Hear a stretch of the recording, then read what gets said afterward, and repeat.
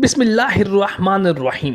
عام مورخین نے یزید کو ایک شراب خور، بندروں سے کھیلنے والا اور اسلامی احکامات کی نسبت بے اعتنا قرار دیا۔ اہل حجاز کی صحابیہ خواتین کی عصمت دری کی حقیقت میں امام تیمیہ نے تصنیف الارواح میں لکھا کہ یزید کے ایک سپاہی رواحہ ابن واسق نے یزید کے ایما پر ایک صحابی رسول کی بیوی، اس کی بیٹی اور بہو تینوں کے ساتھ زنا بالجبر کیا، اور یہ ایک مثال ہے۔ یزید کی ساری فوج پر یزید نے 3 دن کے لیے مدینہ کو حلال کر دیا تھا کہ وہ ہر حرام کام کو حلال سمجھ کر کرنے لگے، اور ایسے ہی تاریخ میں وارد ہوا ہے کہ عبداللہ ابن حنظلہ اور اہل مدینہ کی ایک جماعت نے یزید کے طرز زندگی سے آگاہی حاصل کرنے کی غرض سے دمشق کا سفر کیا۔ انہوں نے مدینہ واپسی پر یزید کے بارے میں کہا، ہم ایک ایسے شخص کے پاس گئے تھے جو بے دین ہے، شراب خور ہے، تنبور بجاتا ہے، موسیقار اس کے پاس لہو لعب میں مشغول رہتے ہیں اور وہ کتوں کے ساتھ کھیلتا ہے۔ عبداللہ ابن حنظلہ نے مزید کہا کہ خدا کی قسم، ہم یزید کے پاس اس حال میں سے باہر نکلے کہ ہمیں آسمان سے پتھر برسنے کا خوف تھا۔ عودی بن حیان بھی یزید کے بارے میں لکھتا ہے کہ اس کا طرز زندگی فرعون کی مثل نہیں بلکہ اس سے بھی زیادہ بدتر تھا۔ بعض مصنفین کے مطابق یزید دیہات میں اپنی دایا کے پاس پروان چڑھا تھا، اور اس کے ننیال قبول اسلام سے پہلے عیسائی تھے، اور ابھی تک مسیحی عادات اور اطوار ان کے اندر باقی تھیں، لہٰذا یزید کی تربیت عیسائیوں کے طریقے پر ہوئی تھی۔ یزید پر الزام ہے کہ اس نے والی ملک ہو کر زمین میں فساد پھیلایا۔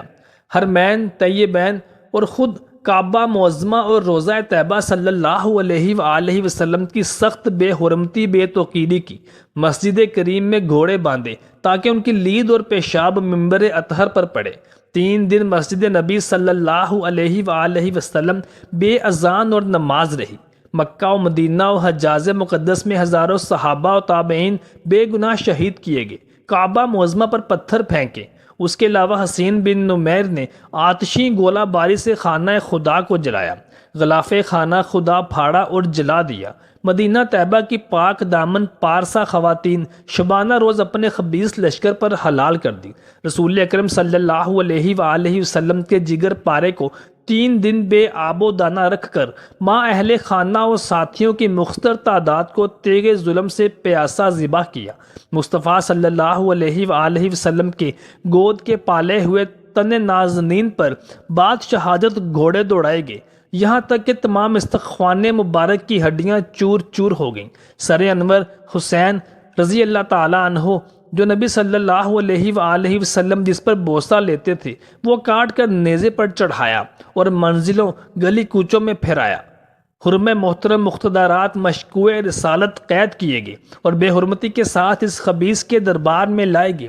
اس سے بڑھ کر قطع رحم اور زمین میں فساد کیا ہوگا؟ ملعون ہے جو ملعون حرکات کو فسق و فجور نہ جانے۔ یزید بن معاویہ نے مدینہ منورہ پر حملہ کر کے مدینہ منورہ میں مقیم صحابیہ خواتین کے ساتھ اپنے سپاہیوں کو زنا بالجبر کرنے کا حکم دیا۔ ایسا کیوں کیا؟ یہ واقعہ تب پیش آیا جب واقعہ کربلا میں امام حسین علیہ السلام اور ان کے خانوادہ کو بے دردی کے ساتھ بھوکا اور پیاسا رکھ کر شہید کر دیا گیا۔ اس سے پہلے مدینہ منورہ میں بہت سے صحابہ کرام علیہ اجمعین اور عام مسلمان یزید کی بیعت کر چکے تھے اور اس کو اپنا امیر المومنین مان رہے تھے، لیکن واقعہ کربلا کے بعد اہل مدینہ نے یزید کی بیعت کو توڑ دیا اور فسخ کر دیا اور علی اعلان اس کے خلاف احتجاج کا اعلان کیا۔ یہ سن کر یزید آپے سے باہر ہو گیا اور اس نے اہل مدینہ اور اہل مکہ کی جانب لشکر روانہ کیے۔ یزید کی بیعت کرنے والوں میں خلیفہ دوم حضرت سیدنا عمر فاروق رضی اللہ تعالیٰ عنہ کے صاحبزادے عبداللہ ابن عمر رضی اللہ تعالیٰ عنہ بھی شامل تھے۔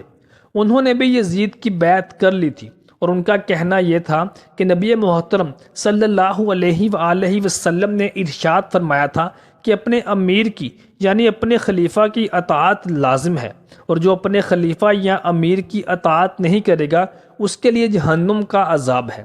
چنانچہ انہوں نے اس مصلحت کے تحت یزید کی بیعت کر لی تھی۔ جس کا خمیازہ بعد میں انہیں طعن و تشنیع کی صورت میں بھگتنا پڑا۔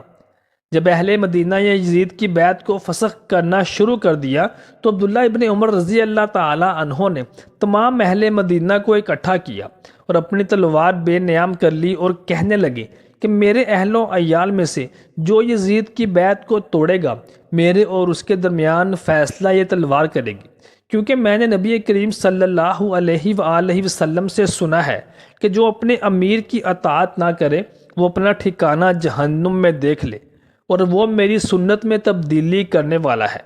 چنانچہ یزید نے مسلم بن عقبہ کی قیادت میں اپنے لشکر کو پہلے مکہ مکرمہ کی طرف روانہ کیا، اور اس نے مکہ مکرمہ کی اینٹ سے اینٹ بجا دی۔ اس نے مکہ مکرمہ میں جا کر خانہ کعبہ پر پتھراؤ کیا، جس سے خانہ کعبہ کی دیواروں میں آگ لگ گئی۔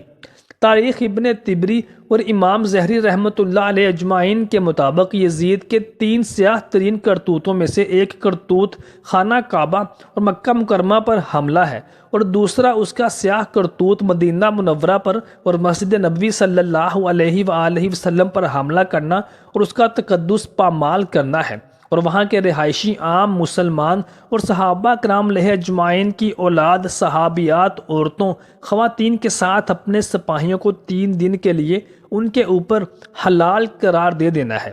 اور اس سے پہلے تیسرا اس کا سیاہ کرتوت حضرت امام حسین علیہ السلام اور ان کے خانوادے کا قتل عام ہے، جو کہ یزید کے ایما پر ہی ہوا۔ مدینہ منورہ میں حملے کے دوران یزید نے اپنی فوجوں کو خواتین کی بے حرمتی پر مأمور کیا اور 3 دن کے لیے مدینہ منورہ ان کے اوپر حلال قرار دے دیا۔ یزید کے فوجیوں نے پاک باز صحابیہ خواتین کے ساتھ زنا بالجبر کا ارتکاب کیا، اور امام ظاہری اور امام ابن خلدون رحمۃ اللہ علیہ اجمعین کی تاریخ کے مطابق ہزاروں کی تعداد میں صحابیہ خواتین کو بغیر نکاح کے حاملہ کر دیا گیا۔ خود یزید کی موت بھی عبرتناک اور ایک عورت کے ہاتھوں ہوئی جس کے ساتھ وہ زنا کا ارادہ رکھتا تھا۔ یزید فاسق اور فاجر تھا، نماز میں سستی کرتا تھا اور شرابی تھا، اور بعض دفعہ تو شراب کے نشے میں دھت ہونے کی وجہ سے اس کی نماز رہ جایا کرتی تھی۔